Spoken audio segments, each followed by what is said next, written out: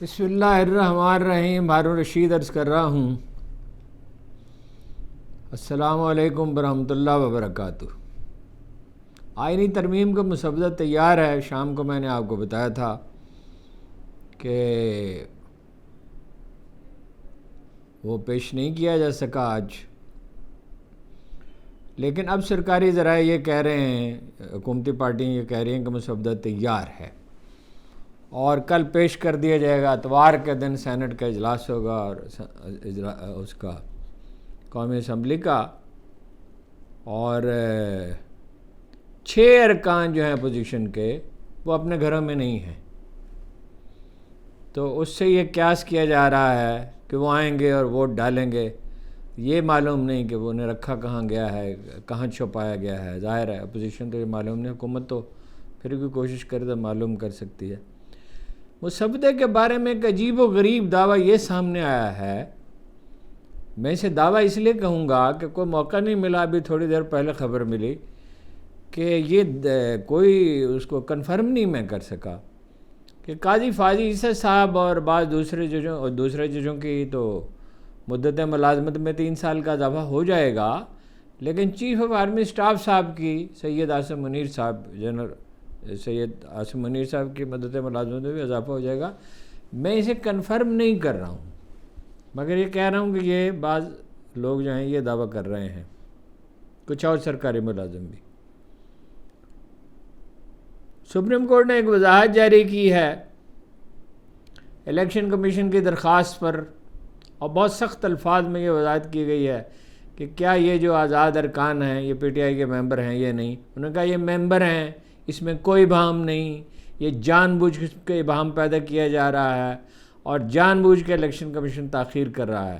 کوئی 8 ممبر ایسے ہیں میں آپ کو بتاتا ہوں جنہوں نے حلف نامے دیے، جنہوں نے نہیں دیے ڈکلیریشن، جنہوں نے نہیں دیا حلف نہیں دیا، دستخط نہیں کیے الیکشن کمیشن کر کے دیے، وہ 8 ارکان ہیں، اور انہی میں سے کچھ ارکان تو اعلانیہ ساتھ ہیں اور وہ ساتھ ہی رہیں گے۔ اس میں خود یعنی پارٹی کے چیئرمین شامل ہیں اور سابق سیکرٹری جنرل عمر ایوب شامل ہیں، مگر باقی جو ہیں انہی کو شکار بنایا جا رہا ہے، ترغیب دی جا رہی ہے، بلیک میل کیا جا رہا ہے۔ جو بھی چیز جو ہوگی وہ سامنے آ جائے گی۔ عمران خان صاحب نے گفتگو کی آج پھر اخبار نویسوں سے اور اس عزم کا اظہار کیا۔ باقی تو جو باتیں وہ بھی عرض کرتا ہوں، تو مگر یہ اس عزم کا اظہار کیا کہ جلسہ ہوگا، اجازت ملے یا نہ ملے لاہور میں۔ 21 ستمبر وہ کہتے ہیں، کبھی 22 ستمبر کہتے ہیں، کبھی 21 ستمبر کہتے ہیں۔ بڑی ایمبیگوٹی پیدا ہو رہی ہے، پارٹی کو اس کی وضاحت کرنی چاہیے۔ اور یہ جلسہ کیسے ہوگا یہ سمجھ میں نہیں آتا کہ جب یہ اتنے لوگ گرفتار ہیں اور یہ ہیں، وہ اس کی جس کی اجازت دی گئی تھی اس کے لیے بھی اپنا تنگ کیا جاتا رہا اور وہ لگا دیے گئے کنٹینر۔ صنم جاوید صاحبہ کے ہمشیرہ جو ہیں فلک جاوید، انہوں نے ایک ویڈیو جاری کی ہے، اور یہ ویڈیو اہم ہے اس لحاظ سے۔ انہوں نے یہ کہا ہے کہ مجھ پہ الزام لگایا ہے عظمیٰ بخاری صاحبہ نے، جو خود کو عظمہ کہتی ہیں، میرے علم میں نہیں ہے کہ یہ لفظ عربی یا اردو یا فارسی کسی زبان میں ہو، تو عظمیٰ بخاری صاحبہ نے یہ کہا، انہوں نے کہا کہ وہ ان میں مجھ پہ الزام لگایا، میں ان کے بارے میں ایک فیک ویڈیو جاری کی ہے۔ تو انہوں نے قرآن مجید اٹھایا اور کہا میں قرآن پاک پر حلف دیتی ہوں کہ میں نے ایسا نہیں کیا، اور چیف جسٹس صاحبہ سے، لاہور کی چیف جسٹس صاحبہ سے انہوں نے درخواست کی کہ وہ انہیں بلائیں اور ان سے بھی حلف لیں، وہ حلف دیں کہ میں نے جاری کیا، فلک نے جاری کیا۔ اور اس کی وجہ انہوں نے یہ بیان کیا ہے کہ بھائی وہ تو تحقیقات پہ اثر انداز ہو رہی ہیں اور میری گرفتاری کے لیے چھاپے مارے جا رہے ہیں۔ عمران خان نے ایف آئی اے کے افسروں سے ملاقات کی بالآخر۔ کل تو انہوں نے انکار کر دیا تھا اور کہا تھا کہ وکلاء کے موجودگی میں بات کروں گا۔ آج وہ ان سے مل گئے اور ان کے سوالوں کے جوابات دیے۔ دیکھیے، ایک عام آدمی کی حیثیت سے جو قانونی پیچیدگیوں کو نہیں سمجھتا، یہ رائے تو مجھ جیسا آدمی نہیں دے سکتا کہ میرٹ ڈی میرٹ کیا ہیں، جو اپنا خان صاحب پہ جو الزام عائد کیا گیا ہے بغاوت کا، وہ درست ہے یا نہیں درست ہے۔ مگر یہ پس منظر معاملے کا جو ہے وہ قابل غور ہے. یعنی کوئٹہ کے ایک وکیل کے قتل کا پرچہ بھی ان پہ کاٹا گیا جس کا شاید انہوں نے کبھی نام تک نہ سنا ہو، موسٹ پروبیبلی نہیں سنا ہوگا. ضلع شاہ کے قتل کا مقدمہ بھی ان پہ درج کیا گیا اور 200 مقدمات درج کیے گئے. اگر Guinness world book of record سے رجوع کیا جائے تو یہ اندازہ کیا جا سکتا ہے کہ کبھی کسی وزیر اعظم پہ اتنے مقدمات نہیں. تو 15 سال حکومت کی حسینہ واجد نے ذاتی جیل خانے بنائے اور کیا کیا کچھ کیا، ان پہ بھی 90 مقدمات ہیں. اور عمران خان صاحب پہ 200 تھے، ایک اور مقدمہ درج ہو گیا.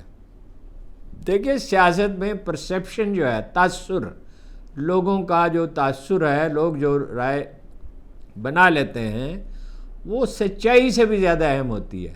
تو تاثر کیا ہے کہ وہ ایک مظلوم آدمی ہے اور الیکشن میں دھاندلی پہ تو سبھی لوگ یقین کرتے ہیں کہ دھاندلی کی گئی ہے. خود سرکاری اخبار نویس کہتے ہیں کہ 17 سیٹیں ہیں، 18 سیٹیں ہیں ان کی. تو لوگ انہیں بے گناہ سمجھتے ہیں اور بعض تو مرشد کا درجہ دیتے ہیں، بہت سارے ایسے ہیں. تو دیکھیے ایک ایسا آدمی جس کی اگر سینکڑوں نہیں تو ہزاروں پینٹنگز بنائی گئی، بے شمار نغمے لکھے گئے، بے شمار گانے والوں نے ان کے لیے گیت گائے ہیں اور جو گائے ہیں وہ بہت مقبول ہوئے ہیں. اتنے مقبول ہوئے ہیں کہ بعض اوقات تو لوگ حیرت زدہ ہی رہ گئے. بعض لوگوں نے کہا کہ نہ موسیقی اچھی ہے، نہ آواز کوئی ایسی غیر معمولی ہے، مگر اس کے باوجود 1 ملین سے زیادہ لوگوں نے دیکھا. اور وہ بعد میں جو کچھ ہوا تو خیر آپ کو معلوم ہے. اور ایسی قبولیت انہیں حاصل ہوئی کہ کسی قمیض پہ دستخط کر دیے تو اس قمیض کی اہمیت ہو گئی. اور اس کی لوگوں نے اس کی پیروی بھی کرنے کی کوشش کی، مگر کسی اور کی تو ایسی پذیرائی نہیں ہوئی. اور بعض اوقات اس کی لاکھوں روپے میں قیمت لگائی گئی. پھر یہ ہے کہ اس گڑے سلے فرسودہ عدالتی نظام میں کسی کے حق میں فیصلہ ہوتا ہے، یہ خلاف ہوتا ہے، تو کتنے لوگ اس پہ یقین کرتے ہیں کہ یہ درست فیصلہ ہے. اس کو ٹرانسپیرنٹ ہونے چاہیے، ظاہر ہے. مگر یہ ہے کہ بالکل برعکس روش ہے کہ ٹرانسپیرنٹ کوئی چیز نہیں ہوگی، ہر چیز جو ہے وہ پراسرار ہوگی، منفی طریقے سے ہوگی. 8000 مقدمات درج ہوئے ان کے کارکنوں پہ. پارٹی کے لیڈروں کو بلیک میل کیا گیا یا ترغیب دے کر یا دوسری پارٹیوں میں شامل کیا گیا. ایک صاحب ہمارے پرانے دور سے نہایت کامیاب سیاستدان، کئی دفعہ وفاقی وزیر رہ چکے ہیں، اور ان کو اتنا کمپیل کیا گیا کہ وہ جا کے وہ ان کی پارٹی میں شامل ہو گئے، استحکام پاکستان پارٹی میں، جہانگیر ترین صاحب کے جو بعد میں انہوں نے خود بھی چھوڑ دی، جان چھڑا لی. اچھا کیا. تو بہت سے رہنماؤں کو جنہوں نے صرف عمران خان گرفتار نہیں کیے گئے، بہت سے ان کے رہنما گرفتار کیے گئے جنہوں نے چڑھتے سورج کو سلام کرنے سے انکار کیا.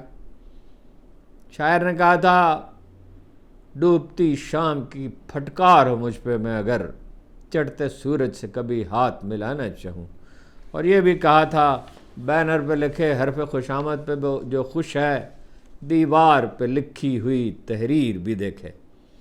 دیواروں پر، دلوں پر، دماغوں میں پر. عمران خان تو ایک ہیرو بن کر جگمگا رہے ہیں. ان کے مخالف سیاسی لیڈروں کو بدعنوان، جعل ساز، لٹیرے کہا جاتا ہے. ایسے میں ان مقدمات کا اثر کیا ہوگا؟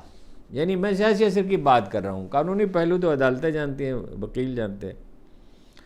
خواہ میں بعض اعتراضات درست ہوں، بظاہر اس مقدمے کا یہ مقصد نظر آتا ہے، اور سب مقدمات کا. رانا ثناء اللہ نے کہا بھی تھا نہیں مقدمہ ہوگا تو نیا درج کر لیں گے اگر ان کو عدالت نے رہا کیا. کہ آئندہ الیکشن تک انہیں جیل میں رکھا جائے. اگر وہ جیل سے رہا ہو جاتے ہیں اور خلق خدا میں جاتے ہیں تو آلریڈی اتنی حمایت ہے، جیسے آج بیرسٹر صاحب نے کہا، گوہر علی شاہ نے، کہ 70% تو ان کی حمایت ہے، اس میں کوئی شبہ ہی نہیں ہے. یہ تو 2 سال پہلے کے سروے ہیں، کچھ بڑھ گئی ہوگی. اور مظلومیت کا پہلو بھی ہوگا، اور مخالف پارٹیاں سب شاید متحد نہ رہ سکیں، نون لیگ اور پیپلز پارٹی بھی. اور بڑا مشکل ہوتا ہے. میرا 1970 سے میں دیکھ رہا ہوں کہ یہ ٹکٹ جاری کرنا جو ہے اپوزیشن پارٹیوں کے لیے بہت مشکل مرحلہ ہوتا ہے. اگر وہ اللہ کی شان یہ ہے کہ پرویز اشرف بھی لیکچر دے رہے ہیں عمران خان کو. انہوں نے کہا کہ ان کے ٹویٹر اکاؤنٹ کے بارے میں کہا کہ یہ ایسے شخص کا ہے جو ملک کی تباہی چاہتا ہے، کوئی محب وطن ایسا ٹویٹ نہیں کر سکتا۔ اچھا، اب مان لیجئے کہ عمران خان ملک کی تباہی چاہتے ہیں، تو ان لیڈروں کے بارے میں پرویز اشرف صاحب کا کیا خیال ہے، راجہ پرویز اشرف صاحب کا، جن کی دولت ساری دنیا میں پھیلی ہوئی، جن کی کرپشن میں کوئی شبہ ہی نہیں ہے، وہ ملک کی آبادی اور خوشحالی چاہتے ہیں، اور یہ کہا کہ یہ لوگ خدا کا خوف کریں اور پہلے سیاست سیکھیں۔ راجہ صاحب سے ویسے پوچھنا چاہیے آپ کو خدا کا خوف ہے؟ مجھے ایک واقعے کا پتہ ہے، بس اور بہت سی چیزوں کا پتہ ہے، لیکن ایک واقعہ عرض کرتا ہوں کہ وہ ایک درویش کی جو تیسری چوتھی منزل پہ رہتے ہیں، اس کے گھر کے باہر کھڑے تھے اور اجازت مانگ رہے تھے اندر داخل ہونے کی، روتے ہوئے، یہ کہتے ہوئے، روتے آنسوں سے نہیں، مطلب پریشان حالی میں کہ 8 کروڑ روپے کمپین پہ خرچ کر چکا ہوں تو مجھے اجازت دیجیے۔ وہ ان کی حمایت بڑی اہمیت رکھتی تھی، بہت سے ان کے چاہنے والے ان سے، انہوں نے کہا جاؤ اس سے کہو 8 کروڑ اور خرچ کرے اور الیکشن جیت لے، اور یہی انہوں نے کیا۔ یعنی ڈیمز تک کے جو بجٹ ہیں وہ کاٹ کر اور سارے اربوں روپے کے اخراجات کیے، گجر خان اور اس کے گرد و نواح میں سڑکیں جو ہیں بنا دی بے شمار اور نہایت تیزی کے ساتھ، اور یہ ٹھیکیداری نظام میں جو کچھ ہوتا ہے یہ آپ کو پتہ ہی، یہ بھی لیکچر اللہ کی شان کہ یہ بھی لیکچر دیتے ہیں، یہ دن بھی دیکھنا تھا۔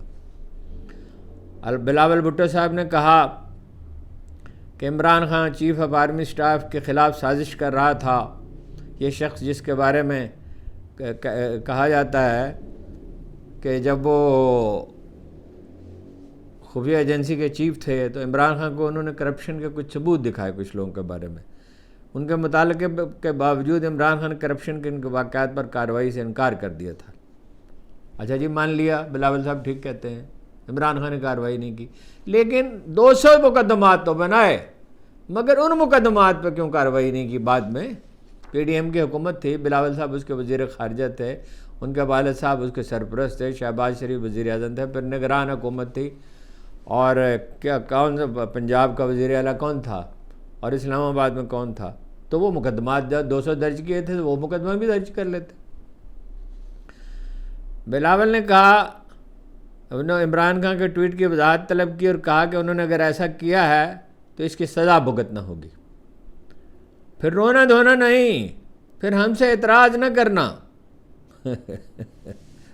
کہا ان سے اعتراض نہ کرنا، یعنی وہ بلاول کے پاس جائیں گے، اور کہا کہ انہوں نے عمران خان نے آرمی چیف پر سیاسی الزامات لگائے اور چیف جسٹس کی توہین کا ارتکاب کیا ہے۔ وہ ذرا اپنے ذہن میں وہ واقعہ تازہ کریں اپنے والد محترم کا، جب انہوں نے جنرل کیانی کو دھمکی دی تھی اینٹ سے اینٹ بجا دیں گے۔ مجھے یاد ہے احمد میر صاحب کا پروگرام تھا اور ریکارڈ ہو چکا تھا، معمولاً ریکارڈ نہیں ہوتے پروگرام کرنٹ افیئرز کے، مگر وہ اس دن انہوں نے ریکارڈ کیا۔ ہم چائے پینے کے لیے گئے کلب میں، اسلام آباد کلب میں، تو اتنے میں وہ ان کا بیان آ گیا، تو میں نے انہیں کہا کہ میر صاحب فوراً پروگرام کریں اس پہ، یہ اتنا بڑا واقعہ ہو گیا ہے، چنانچہ فوراً پروگرام کیا گیا اس پہ۔ وہ بھاگ گئے تھے، وہ مدتوں نہیں آئے تھے، حالانکہ جنرل کیانی نے ان کے خلاف کوئی کارروائی نہیں کی تھی، اور اسی زمانے میں ان کی بیماریاں اتنی بڑی، ہاتھ کانپنے لگے، اب تک کانپتے ہیں، ڈائمنشیا کے مریض ہو گئے، سرٹیفکیٹ بھی جمع کرایا، اور کئی بیماریاں لاحق ہو گئیں، خوف میں رہے ہیں جی۔ تو کہا کہ ہمارے لوگوں نے ووٹ دیے ہیں، رحیم یار خان کے ضمنی الیکشن کی طرف کہا کہ ہمیں ووٹ دیے ہیں، ہمارے پاس فارم 45 ہیں، آپ کے پاس ہوں گے 45 کچھ نہ کچھ، اور آپ نے جس طرح الیکشن جیتے ہیں وہ آپ کو پتہ ہی ہے، اور نون لیگ کے پاس ہیں فارم 45، اور وہ فارم 45 پیش کیوں نہیں کرتے؟ اگر ہم نے جمہوریت کے کو آگے لے کر جانا ہے، بلاول صاحب نے کہا، تو عوام کے فیصلے پر اعتماد کرنا ہوگا۔ کیا کہنے کیا کہ سبحان اللہ، عوام نے نون لیگ کو اپنا وفاقی حکومت کے لیے ووٹ دیا ہے۔ اچھا، آئینی ترمیم کا میں نے عرض کیا مسودہ تیار کر لیا گیا ہے، اور اس میں کہا جاتا ہے کہ صرف عدلیہ نہیں، اور بھی سرکاری افسروں کی مدت ملازمت بڑھائی جائے گی۔ میں نے آپ کو بتایا، کہہ رہے ہیں چیف صاحب کا، میں نے تو ابھی سنا کچھ دیر پہلے، نہ اس کو کنفرم کر سکتا ہوں نہ اس کی تردید کر سکتا ہوں، اور تھوڑی دیر میں سچویشن واضح ہو جائے گی۔ اس ترمیم کے ساتھ قاضی صاحب 3 سال مزید رہیں گے چیف جسٹس، پھر ان کے بعد جو چیف جسٹس آئیں گے وہ بھی 3 سال رہیں گے، اور کل پیش کر دیا جائے گا۔ حمزہ شہباز جو ہیں وہ فرانس میں تھے، مولانا عبدالغفور حیدری چین میں، یہ کہنا تھا سرکاری حلقوں کا۔ اب یہ حمزہ شہباز تو سمجھ میں آیا فرانس میں ان کا وہ نہیں پہنچ سکے ہوں گے، فلائٹ نہیں ملی ہوگی۔ مولانا عبدالغفور حیدری کا کیا ذکر ہے؟ وہ تو آج شہباز شریف صاحب پھر ان کی خدمت میں حاضر ہوئے، مولانا نے انکار کر دیا۔ لیکن حکومت کے لوگ جو ہیں یہ کہتے ہیں 12 ارکان کا فرق ہے، تو وہ یہ کہتے ہیں کہ بھائی ہم تو کوشش جاری رکھیں گے، محنت سماجت کرنی پڑے، جو کرنا پڑے کسی طرح بھی ان سے، یعنی وہ انہوں نے ترک نہیں کوئی کوشش کی۔ اسحاق ڈار صاحب نے کہا، سینیٹر اسحاق ڈار صاحب نے، کہ بھئی اگر نہ ہو سکا آئینی ترمیم کا بندوبست تو پھر سادہ قانون سازی کریں گے۔ ان کا خیال ہے کہ بھئی قانون سازی کریں گے تو اس سے بھی ان کا مسئلہ حل ہو جائے گا۔ کیسے ہوگا یہ پتہ نہیں۔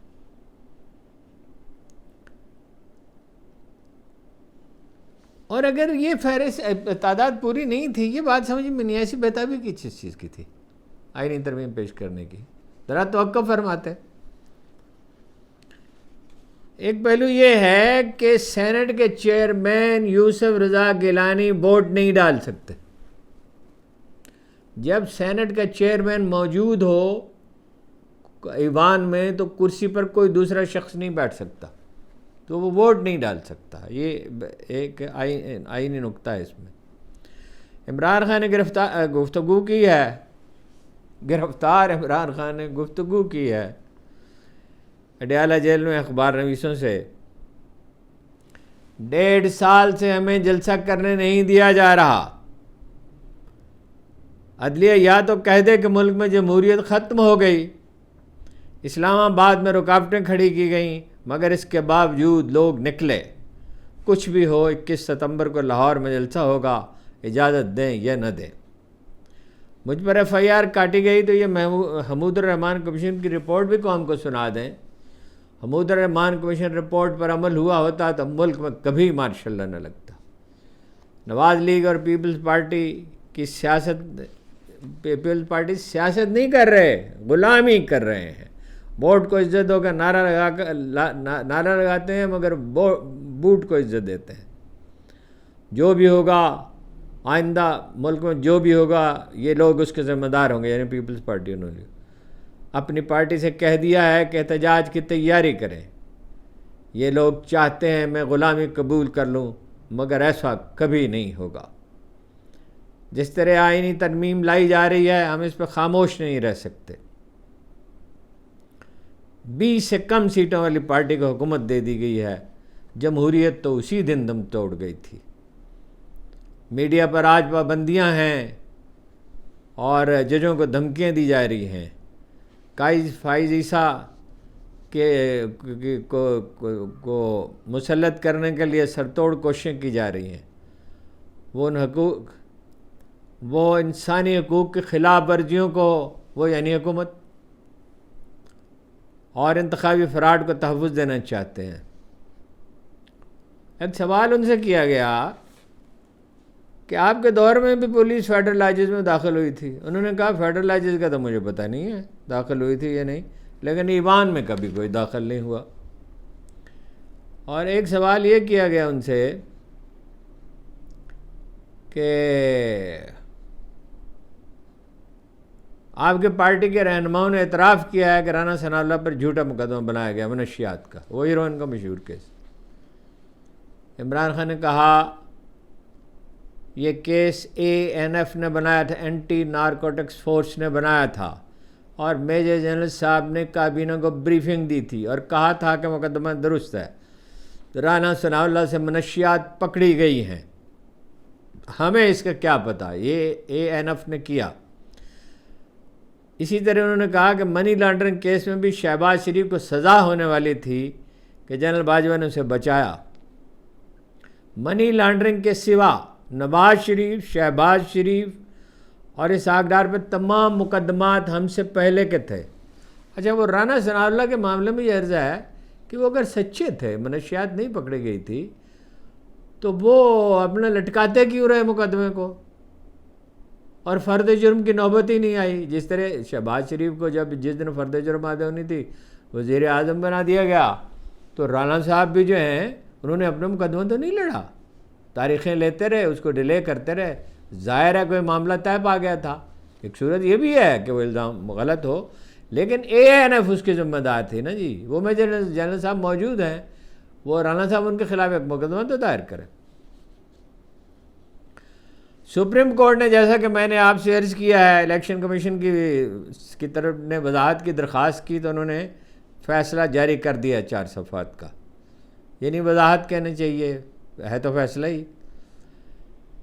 جسٹس منصور علی شاہ نے ان کے وضاحت طلبی کو جو ہے وہ ایک تاخیری حربہ قرار دیا، اور فیصلے میں کہا گیا ہے کہ جن ممبران نے ڈیکلیریشن جمع کرایا، یعنی PTI کے جن لوگوں کو نشان نہیں ملا تھا، بلہ تو چھین لیا گیا تھا، وہ PTI کے ممبر ہیں.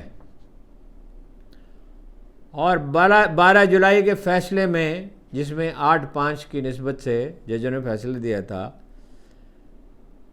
اس میں فیصلے میں کوئی بہام نہیں ہے. الیکشن کمیشن کی وضاحت کی درخواست درست نہیں ہے. الیکشن کمیشن نے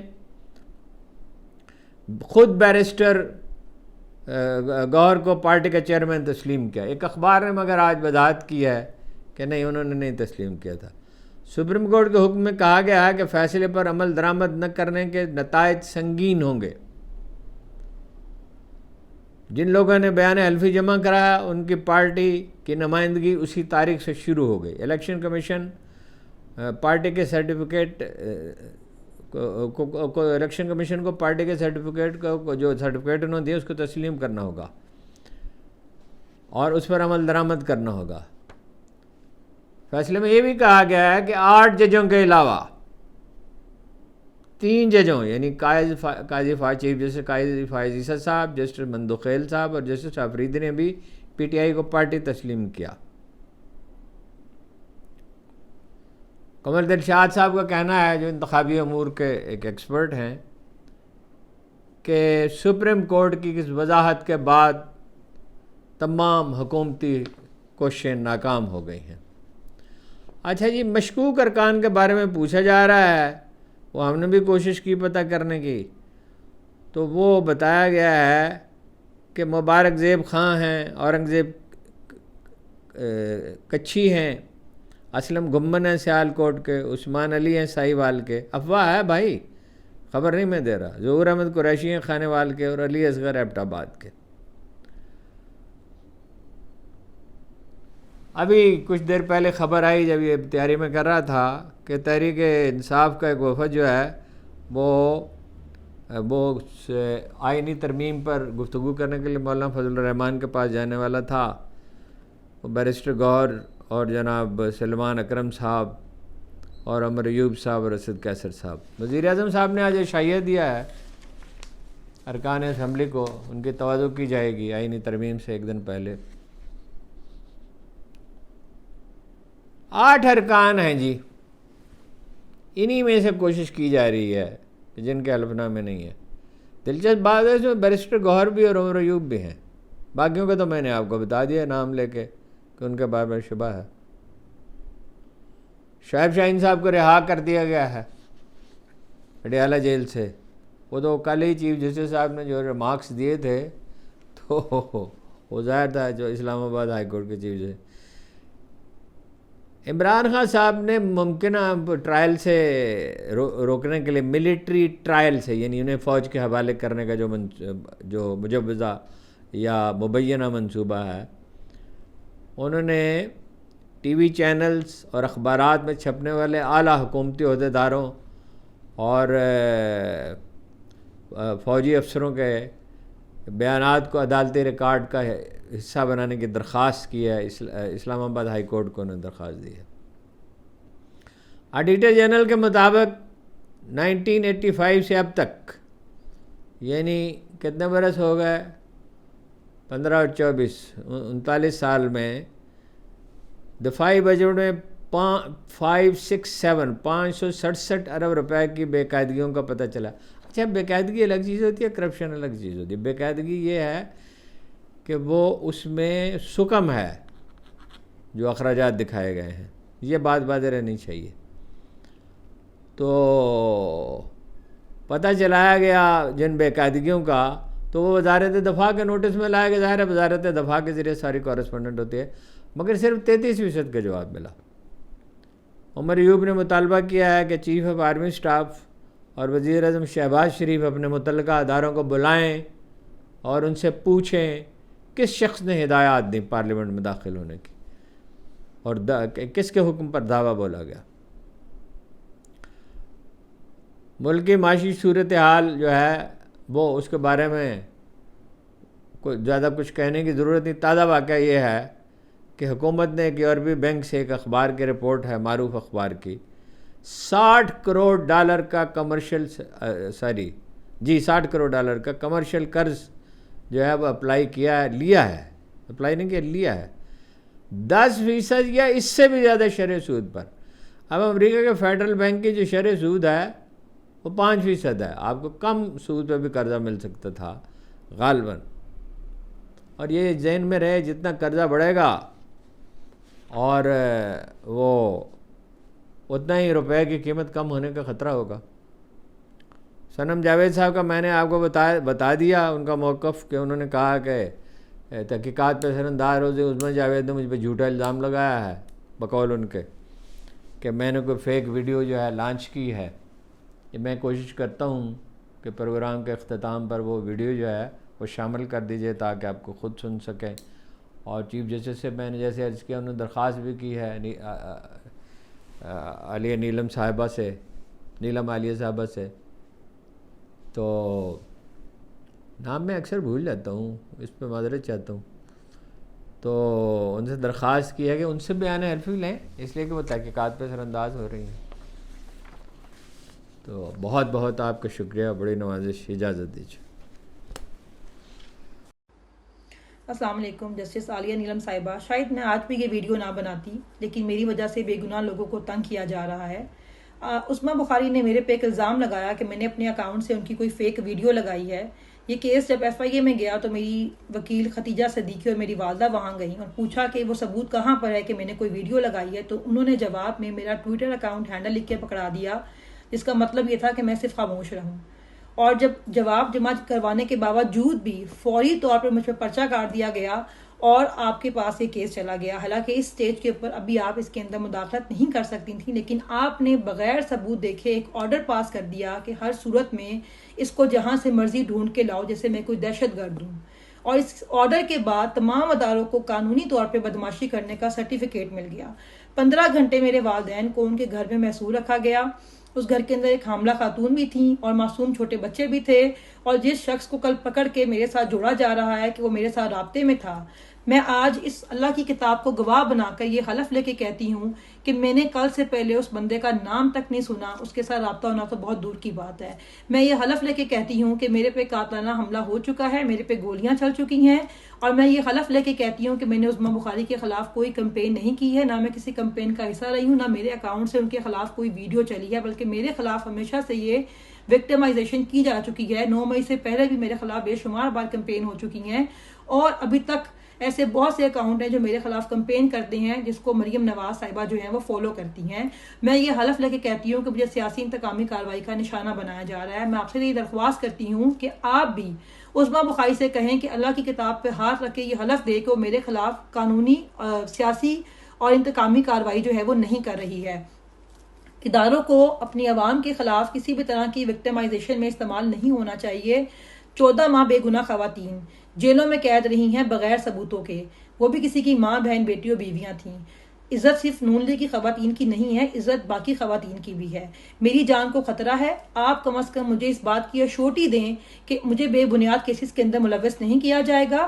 اور آپ پہلے اس بات کو ثابت کریں، پہلے آپ وہ ثبوت دیکھیں کہ کیا میرے خلاف کوئی ثبوت ہے جس میں میں نے عظمہ بخاری کے لیے کوئی ویڈیو لگائی ہے، تاکہ مجھے اس بات کا یقین ہو سکے کہ آپ فیصلہ جو ہے میرٹ پہ کریں گی، کسی دباؤ یا پریشر میں آ کے جو ہے وہ نہیں کریں گی. تو میں آپ کی عدالت میں خود حاضر ہو جاؤں گی، کیونکہ ہم پاکستان کے قانون اور آئین کا احترام کرتے ہیں، ہم کوئی دہشت گرد نہیں ہیں. میں نے گواہی دے دی ہے قرآن پہ ہاتھ رکھ کر. اب عظمہ بخاری بھی گواہی دیں کہ وہ میرے خلاف سیاسی انتقامی کارروائی جو ہے وہ نہیں کر رہی ہیں. شکریہ.